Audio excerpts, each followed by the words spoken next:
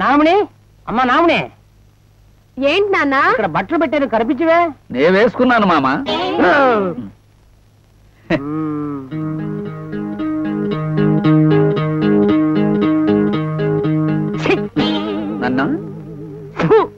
నన్నే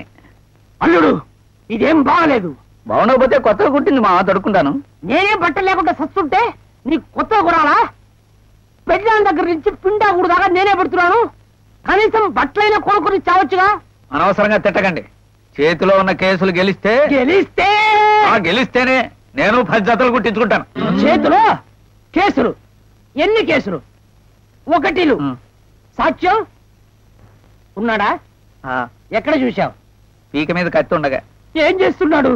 అదే మంగళ షాప్ లో గడ్డంగా ఎంచుకుంటున్నాడు ఎరా గొంతు మీద కత్తి ఉన్నప్పుడు గడ్డం గీస్తున్నప్పుడు ఎవరైనా పలకరిస్తారా నే పలకరించా ఏమని అదే మన కేసు కోర్టులో రేపే వాయిదా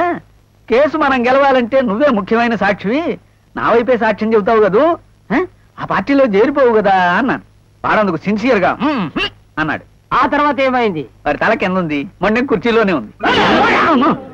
ఇదిగో ఆఖరిసారిగా చెప్తున్నా ఈ రోజు నుంచి నేను నీకు ఒక్క నయ పైసా కూడా ఇవ్వను నీ బతుకు నువ్వు బతుకు మామగారు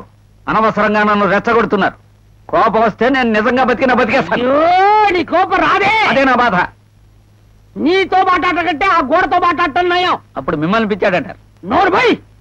అమ్మా ముందెళ్ళి ఒక చాకు పీసి పట్టరా ఎందుకు నాన్న చెప్తాం పట్టరామ్మా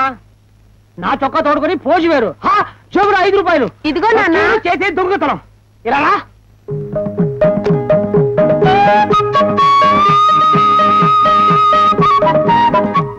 ఏమిటి డ్రిల్ మాస్టర్ లాగా నేల మీద గీత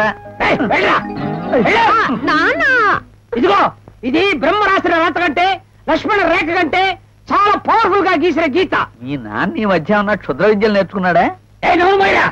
ఈ రోజు నుంచి మీరిద్దరూ ఈ గీతకు అటువైపు నేను ఇటువైపు బాత్రూమ్ మీ వైపే ఉంది అబ్బా బెడ్రూమ్ గురించి ఆలోచించరా అంటే బాత్రూమ్ గురించి ఆలోచిస్తావేట్రా